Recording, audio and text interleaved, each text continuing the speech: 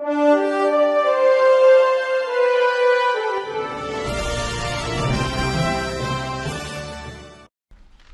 you very much. It's a great honor to be with the Vice Premier of China, a very highly respected man in China, and we're negotiating trade and the trade agreement, and we have many representatives from China, and as you know, and most of you know who they are, many representatives from the United States.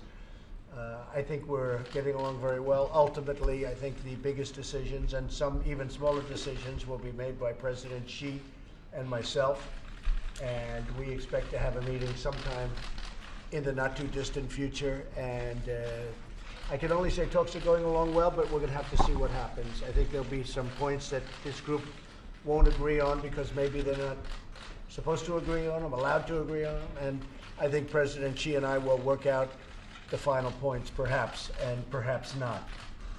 So I just want to say, Mr. Vice Premier, it's a great honor to have you, and we thank you very much. Thank you.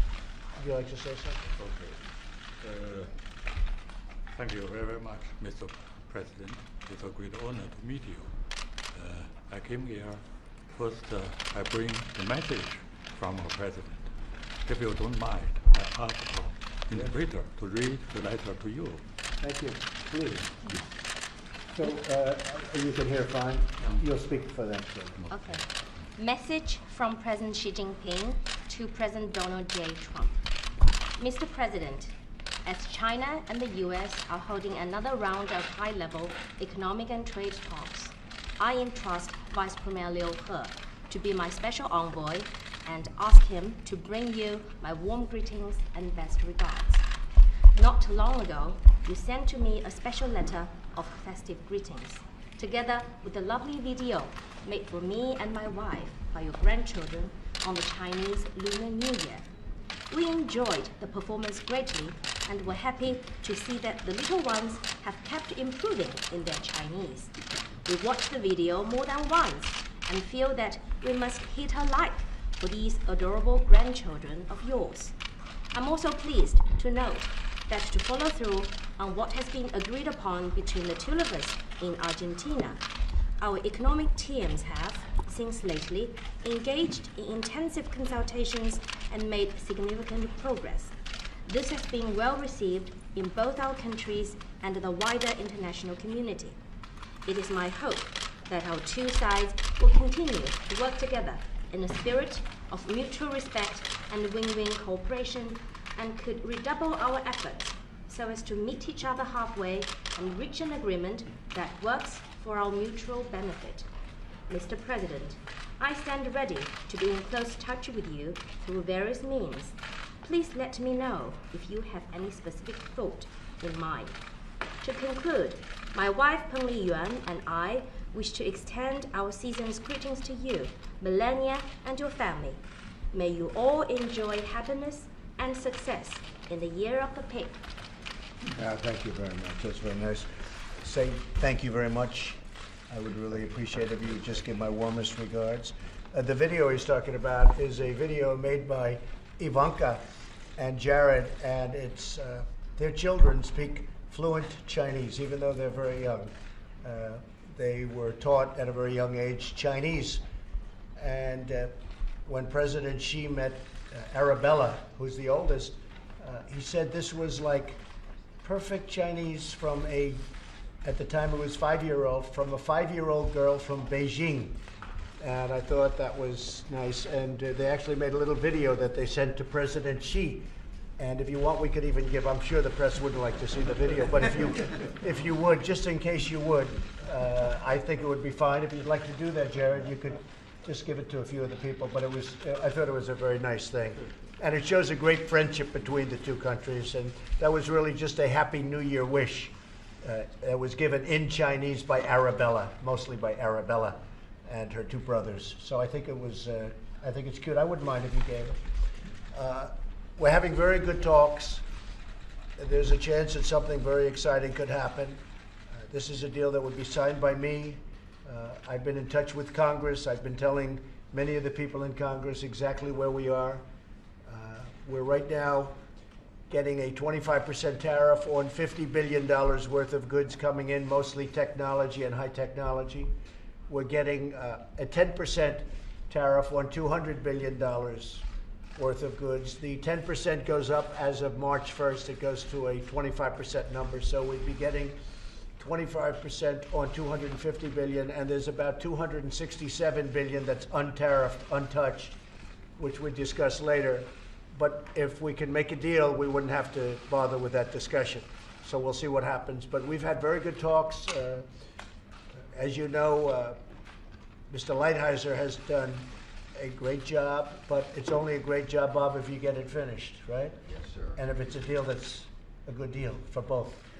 Yes, And Steve, great, but it's only great if you get it done. Wilbur, Sonny doesn't care. He just wants a lot of products being bought from the farmers. Is that right, Sonny? That's what you care about. Sonny's more interested in the farmers than he is any other aspect. But Larry Kudlow, Mr. Ambassador, the longest serving governor in the history of the country, as you know, and now he's the ambassador to China.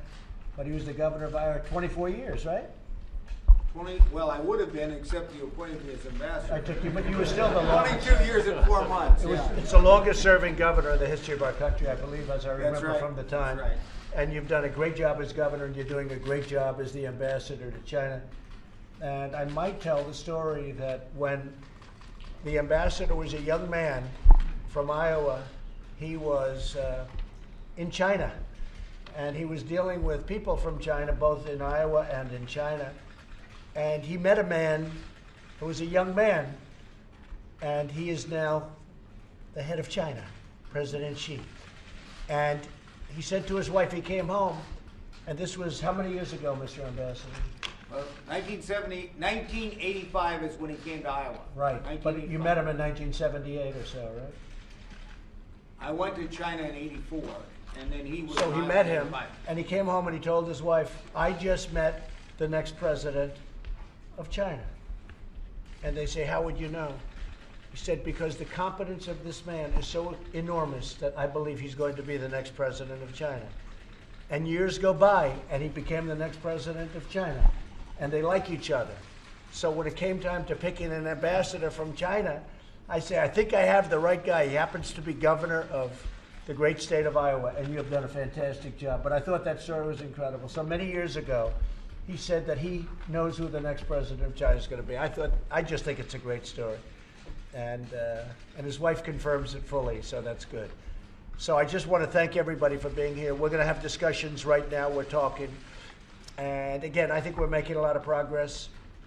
I think there's a very, very good chance that a deal could be made. We'll be meeting at some point with President Xi, assuming we go further along the line. Bob, could you say a couple of words to that as to the potential of a meeting, whether or not we will? We've made progress on some very important structural issues and some progress on purchases. We have a few very, very big hurdles that we still have to face. But if we continue to make progress, that would be a great outcome. And I think the Vice Premier agrees with that. We do made great progress. Made great progress. I think we have made great progress. Steve Mnuchin, what would you say? I would just add the Vice Premier and his team have agreed to extend their trip for 2 days, so we will be meeting all day tomorrow and into Sunday. So we can continue on. Very important. This is the ambassador has done a very good job at documenting multiple MOUs that will be binding and enforceable and cover all different types of industries. If we can successfully conclude this will be very good for U.S. business and finally allowing China to open up to U.S. business. Why do you bother putting it in a form of a letter of intent or whatever you want to call it? To me, it's a waste of time. Well, we want to make sure these are very important issues. There's hundreds of issues that we're dealing with. Everything from financial services to currency to forced technology transfer to aircrafts to express shipping to different industries. So these are very complicated issues that Currency the ambassador manipulation, very important subject, which a lot of people didn't even think Intellectual into. property right protection. Yes, and that's one of the areas, Mr. President, we've actually concluded and reached an agreement, one of the strongest agreements ever on currency. But we have a lot of work to do over the next 2 Have you days. discussed on and many reached a issues. final agreement on currency? We have on currency, but we have a lot more work to do stabilize over the next currency. 2 days. Okay. Wilbur Ross? No, I'm very encouraged by what's going on. I think that the tariff situation is an important one, but this could be a good substitute for it if we can fill in all the blanks. But there's a lot more to be done, as everybody has said. So it's a little early for champagne. No, I agree with that. Secretary, go ahead for the farmers. Sonny? Really, I think the work that's being done on both sides is very, very important, and I'm happy to hear the progress, obviously. I think everybody understands, Mr. President, that this deal will be consummated if there is a deal by you and President Xi, and we understand that. Obviously, you have some great negotiators on your side, as does the Vice Premier in that regard. There are a lot of details to work through, but ultimately you and President Xi are going to have to really do the deal. I think we're doing very well with regard to farmers and the buying of products from our farmers at a certain point. They've already made a big commitment to do that, but this will be a very, very substantial farm deal. This will be the biggest farm deal ever made, if you think about it. I don't think anything would be close because it's China. So hopefully if we arrive at a deal, they'll be buying lots of every form of farm product. Mr. Ambassador, would you say something if you'd like? Well, I think this is probably a very historic time, and these are the two biggest economies in the world, and if these difficult structural issues can get worked out, I think it will be tremendously beneficial, not only to China and the United States, but to the whole world economy. So I know people have been working very hard. We've had many, many sessions, both in Beijing and here, and I appreciate the hard work and the diligence that's going on. Okay, thank you. Yeah, it's going very well. Peter, would you like to say something? This is a gentleman that loves tariffs, by the way. He's like me. He and I loves tariffs. Peter, go ahead. I agree with you, sir. Tariffs are simple and they're enforceable. Right, okay. That's all you have to say, right? But it's true. I wish the team luck. Good. They're doing a good job. Larry? I'll just echo, and a good deal that is enforceable. That's so important to the United States and to you. But if you get a good deal and we can reduce these barriers, I think it will be good for growth and prosperity for the U.S. and for China. I think the relationship has been very good. That's what I will say, more than anything else. As to whether we make a deal or not, who knows, but I think we have a good chance. But I think the relationship is outstanding. I think the relationship that we have now with China is better than it's ever been. And that's being, making a big statement. Our relationship, the president's relationship with me, President Xi's relationship with me, I think that it's the strongest it's ever been. One of the things that's so important to me is the fentanyl. And President Xi has agreed to criminalize the sale of fentanyl. Right now it's not a criminal product because I guess they call it industrial or they call it something, but it's not a criminal product. And China has much tougher laws than we do in this country on drugs. And they don't have a big drug problem in China. They have a thing called the death penalty. And China has much tougher laws than we do, but they've agreed to criminalize the sale of fentanyl, including the sale of fentanyl to the United States. And that is a tremendous thing because, as you know, most of it, if not all of it, comes from China. That would be a tremendous thing in terms of our war on drugs. So I very much appreciate that. And that's another thing we'll be finalizing, hopefully, at the meeting that we have. So subject to where they are, we're going to have a meeting now, but subject to where they are, we will be having at least an additional meeting, and then ultimately we'll have a meeting with myself and President Xi to discuss the final terms and things that haven't been agreed to, but I think a lot of those things have been agreed to, but they want he and I to agree to them in a final form. But the fentanyl is so important to us. The criminalization of fentanyl is so important to us, and we appreciate that. I want to just thank everybody for being with us. Mr. Vice Premier, I want to thank you very much. Their trip is being extended, as Steve said. Their trip is being extended by 2 days unexpectedly because they are making great progress, so they'll be here for an extra couple of days. So what would that include? That would be Sunday, Monday, or? It'll be all day Saturday and all day Sunday. All day Sunday, so they'll be leaving on Sunday night and Monday morning. So great progress being made. Let's see what happens. Thank you all very much. I appreciate it. Mr. President, do you expect to extend the deadline because of the progress here, or will you still stick with March 1st? Well, I set the deadline of March 1st, and right now it's at 10%. And I think that if, and you can tell this to President Xi, I think that if I see progress being made, substantial progress being made, it would not be inappropriate to extend that deadline. Keep it at 10% instead of raising it to 25%, and I would be inclined to doing that. I haven't even spoken to my people about it. Most people assume it'll just kick in automatically to 25%, but I'm the one that said it, and I think it was a reasonable period of time. But we're covering things that we didn't even know we'd be covering. We're going very deep into the trade and covering items that a lot of people wanted to cover and nobody thought we'd ever get to. But we have a one-time shot at making a great deal for both countries. And so we are going to give it. So it depends on where we are. If we're doing well, Jeff, if we're doing very well on the negotiation, I could see extending that. And I don't think it would have to be a long-term extension, because I would imagine that if it took, Steve, another month or so or less. No, I think our expectation is to conclude this quickly, and if we get to the point over the next few days of making progress, recommending a meeting for you and President Xi in March. So dependent on how they do over the next few days, I would certainly consider that. Okay? Is drawing down U.S. troops on consideration? Say it. Is drawing down U.S. troops a consideration? I don't understand. Is drawing down U.S. troops a consideration in your upcoming summit with North Korean Kim Jong-un? No, it's not. No, that is not a consideration. That is not one of the things on the table. What is on the table? Oh, you really want me to discuss that now? Absolutely. Everything is on the table. Mr. President, do you have any concerns about the Labor Secretary's handling of the Jeffrey Epstein case? I really don't know too much about it. I know he's done a great job as Labor Secretary, and that seems like a long time ago, but I know he's been a fantastic Labor Secretary. That's all I can really tell you about it. That's all I know about it. What about the charges against Bob Kraft? He's a friend of yours. Well, it's very sad. I was very surprised to see it. He's proclaimed his innocence totally, but I'm very surprised to see it.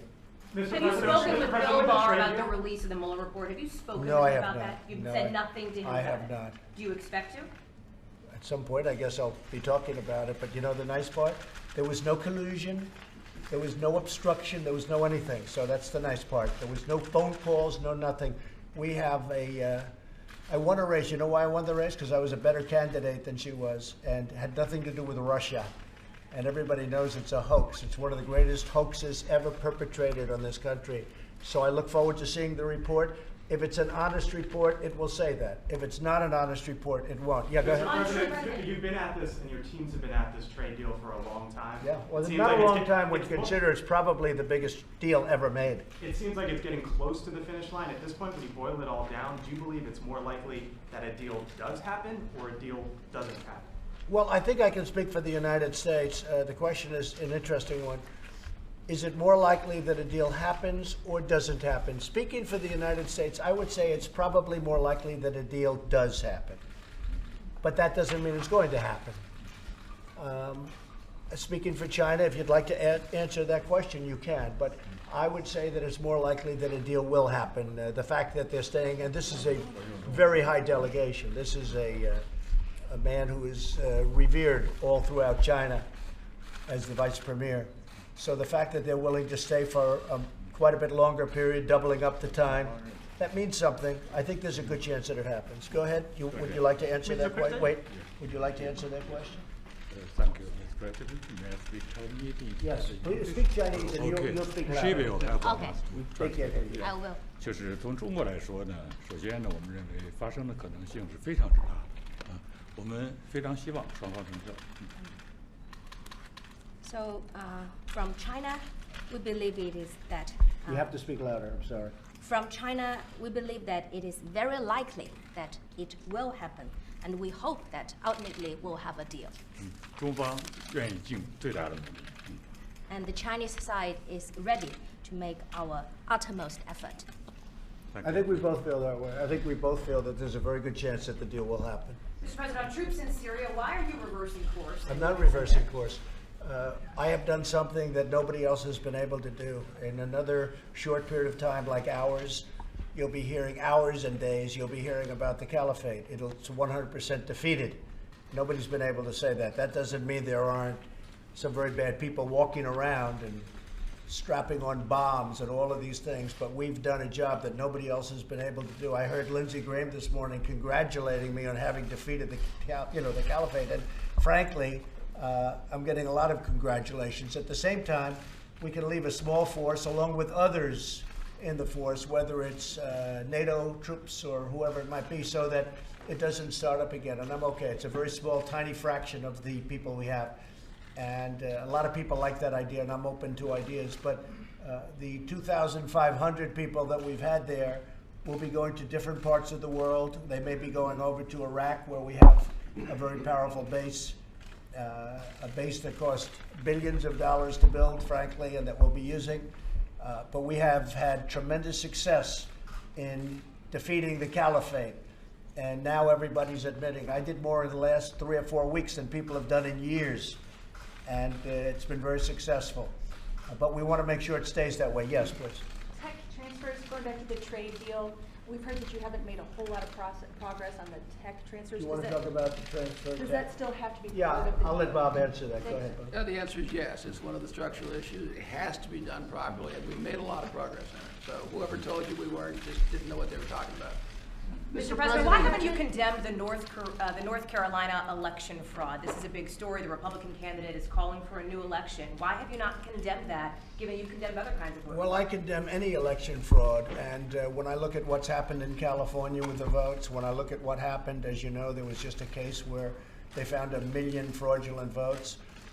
When I look at what's happened in Texas, excuse me, when I look at what's happened in Texas, when I look at that catastrophe that took place in Florida, where the Republican candidates kept getting less and less and less and less. Unfortunately, Rick Scott and Ron ended up winning their election, but it was disgraceful what happened there. So I look at a lot of different places all over the country. I condemn any voter fraud of any kind, whether it's Democrat or Republican. But when you look at some of the things that happened in California in particular, when you look at what's happened in Texas with all of those votes that they recently found were not exactly properly done, I condemn all of it, and that includes North Carolina. If anything, you know, I guess they're going to be doing a final report, but I'd like to see the final report. But any form of election fraud, I condemn. Mr. President, when do you want to have that meeting with President Xi, and do you expect to have that in Mar-a-Lago? Probably at Mar-a-Lago, probably fairly soon, during the month of March. Bob, do you have a date? Steve, do you have a date? We're planning it with your schedule, Mr. Okay, President. so we have 2 schedules, and we'll be planning that with the schedule. Do you have any concerns about Michael Cohen's testimony before Congress this week? Mr. President, are you still considering a Lawyer-client, but you know, he's taking his own chances.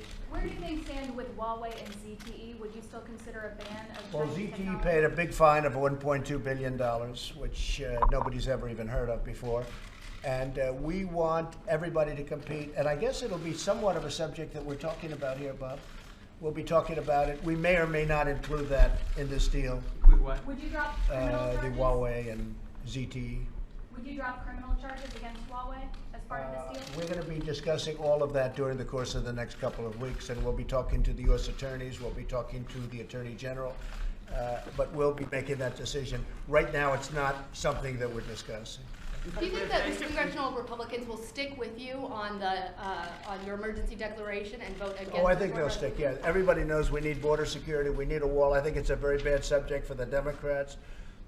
We need a wall. We've apprehended more people than we have in many, many years. Apprehended, meaning we've gotten, with a wall, we wouldn't even have to apprehend them if we had the proper structure. It's costing us a lot of money with the military. We have a lot of military there. We have tremendous border control and border security there. We have, I'll tell you what, the people of border security, people of ICE, the law enforcement, generally speaking, have done an incredible job at the border. We have caravans heading up, and we're able to head out the caravans. We've done a great job. But if we had the wall, it would be much easier. And frankly, it would be a job that would be perfecto, and it would cost actually, ultimately, a lot less money. So you don't think okay. that's Mr. You President, don't have a one resolution? Thank you. What? I have a question from China Daily. You China tweeted Daily. yesterday that the U.S. will not block out the currently more advanced technology in terms of 5G, 6G. What do you mean? Well, I'd like to have all companies be able to compete. I don't want to artificially block people out based on excuses or based on security. I don't want to have a security Including problem. Huawei? Wait, I'm talking about everybody, really, included, but I'm talking about everybody. Yeah. I don't want to use artificial blocking. We want to have great 5G. Ultimately, that's going to morph into 6G. And probably 6G will be obsolete in about 2 months, the way it's going, you know, the way that whole world moves. But 6G at some point in the future will be obsolete. But I want to have competition with China, fair competition. I don't want to block out anybody if we can help it. Now, if there's going to be a security reason or something, then we have no choice. But that is one of the things we'll be discussing today. We want to have open competition. We've always done very well in open competition. Go ahead. Mr. President, your officials mentioned that there was a deal on currency. Can you explain to us what that was? Well, we'll let you know at the appropriate time. But we have a deal on currency and currency manipulation, yes. Will you definitively veto that resolution that was introduced today that would block your national emergency if it passes? On the wall? Yes. Will I veto it? 100%. 100%. And I don't think it survives a veto. We have too many smart people that want border security, so I can't imagine it could survive a veto, but I will veto it, yes. Mr. President, last year you had blocked all U.S. assistance to Pakistan because of terrorists coming from there. No, I stopped paying Pakistan the $1.3 billion that we were paying them. In the meantime, we may set up some meetings with Pakistan. Pakistan was taking very strong advantage of the United States under other presidents, and we were paying Pakistan $1.3 billion a year. I ended that payment to Pakistan because they weren't helping us in a way that they should have. And honestly, we've developed a much better relationship with Pakistan over the last short period of time than we had. But I ended the payment. We were paying Pakistan $1.3 billion a year. I ended that about 9 months ago. A lot of people don't know that, but I ended it 9 months ago. But there is still stuff coming from Pakistan attacking in Afghanistan and India. U.S. forces in Afghanistan and Indian forces. But what are you talking about? What are you trying to refer to? You have to speak up. I can't. Yeah, the terrorists coming from Pakistan have attacked Indian forces in Kashmir. That's right. No, it's a terrible thing going on right now between Pakistan and India. Is a very, very bad situation, and it's a very dangerous situation between the two countries. And we would like to see it stop. A lot of people were just killed, and we want to see it stopped. We're very much involved in that, yes, if that's what you're referring People in to. India are seeking right to self-defense. No, India is looking at something very strong. And I mean, India just lost almost 50 people and with an attack. So I can understand that also. But we're talking, and a lot of people are talking, but it is a very, very delicate balance going on. Right now, there's a lot of problems between India and Pakistan because of what just happened. In Kashmir. Are you talking about Kashmir? Yeah. In Kashmir, it's very dangerous. Yes, please. Mr. President, Wait. On Huawei, sir, just one quick follow-up. Are you planning an executive order on Huawei? Well, we're not doing anything right now. We may or may not put that in the trade agreement. We may be discussing it. But we'd only do that in conjunction with the Attorney General of the United States, because that is a matter that is outside of what we're doing. So we do that with the Attorney General if we do anything. And I guess there's a question as to whether or not that's being included in the agreement. Yeah, go ahead. Mr. President, we haven't gotten your response yet to Amazon pulling out of New York City, your home city, your home I think state. it's a big loss for New York City. I think it's a big loss. I think it's, if you look at the deal was not a great deal from the standpoint of they could have made a better deal than that, a much better deal. But still, I think it's a loss for New York City. And the $3 billion wasn't a check. It was a form of taxes over a period of time that now they'll never see, because, you know, they were going to take in a lot of jobs. They were going to take in a lot of taxes. So I think it's a big loss for New York City. It's the kind of thinking that our country is going to on the left, on the radical left, but ultimately it's not good for jobs and it's not good for the economy. But I think it was a big loss for New York City. I come from New York City. I love New York City.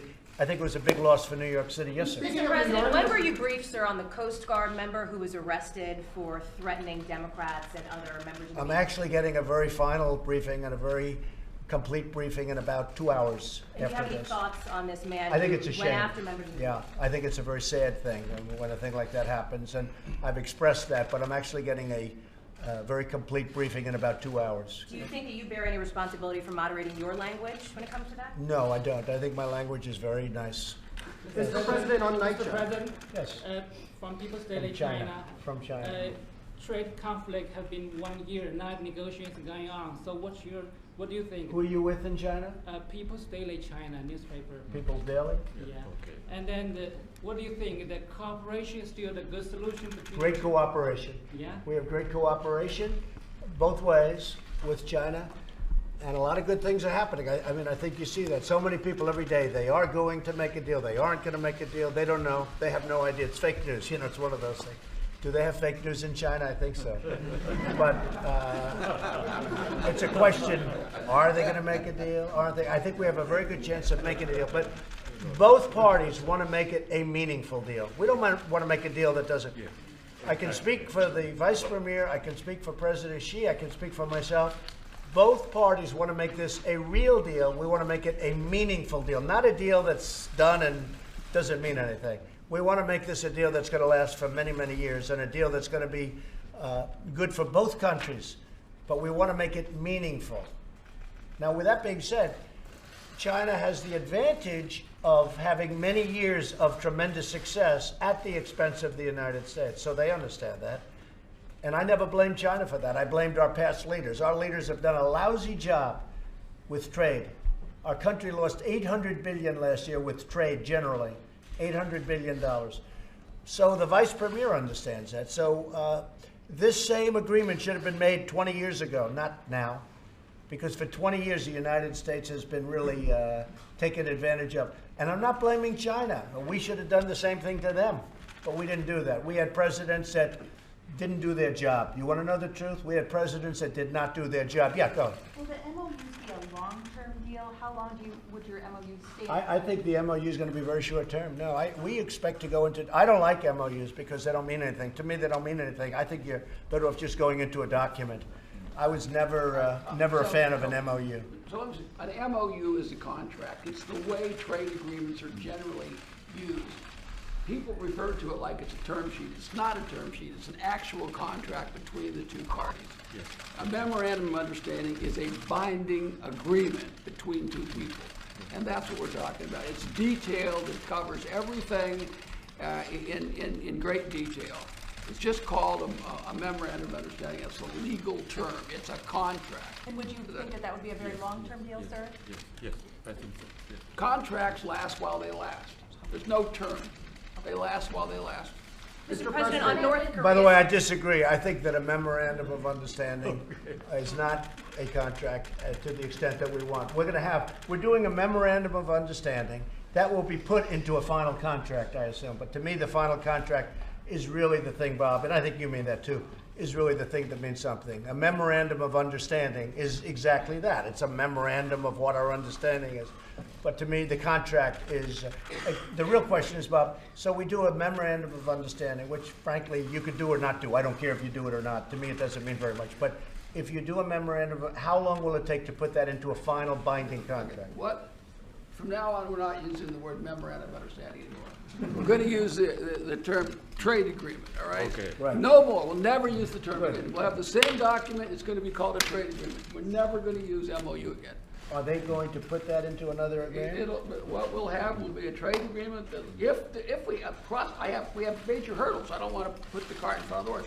Assuming you decide on an agreement, it'll be signed by the two people. It'll be a trade agreement between the United States and China. We're not going to use it. I like that much better. I like that term much better. Do you agree with that? Agree. Yes, I wouldn't go into a memorandum. I would go right into a trade agreement. Either you're going to make a deal or you're not. To have these other agreements doesn't mean anything. That word again. Because they're not that meaningful in my opinion. But anyway, I like that much better. Mr. President, what do you think needs to be done after your meeting with Lynn Patton on NYCHA? Is that right? You had a meeting with Lynn Patton on the New York City Housing Authority? Yeah, Lynn Patton is great. And I can tell you the New York City Housing Authority, the mayor of New York, has done a terrible job with public housing. We're trying to help them, but the mayor of the city of New York has done a terrible job with respect to public housing. We're getting reports back, and it's a disgrace how badly New York City handles its public housing. And you're heading to Iowa to build a Blasio. Go ahead. Go ahead. Okay. Do you have any thoughts on Bill de Blasio heading to Iowa? Well, I think he has to learn how to run New York City before he starts running the country, because he hasn't done a very good job. On North Korea, including, by the way, with Amazon. On North Korea, your own administration officials say that Kim Jong-un has not actually decided yet whether he wants to denuclearize. So how can you meet with him if he doesn't even want to get the gold? We have had such a great relationship, and China has helped us a lot with North Korea, with Kim Jong-un since I got to office. If I were not elected president, you would have been in a war with North Korea. We now have a situation where the relationships are good. where there's been no nuclear testing, no missiles, no rockets. We got our hostages back. We have many of the remains back and coming back rapidly. The remains of our great warriors from many, many years ago, and the families are so thrilled and so happy. We've had a great relationship. The Singapore was a tremendous success. Only the fake news likes to portray it otherwise. We would have literally been in a war with North Korea, in my opinion, had I not been elected. Okay, thank you very much, everybody. Thank you. We'll see how it goes. I think it'll be successful. You have to speak up. I'm trying. Steve King should run again for Congress. He said he. You know, I don't know anything about the situation. When did he announce that? So today, he said he. I have not seen it. He hasn't told me anything. So, well, we'll have to take a look. You still in touch with him? I haven't spoken to him in a long time now. I haven't spoken. I have not been involved in that. Thank you very much. Thank you.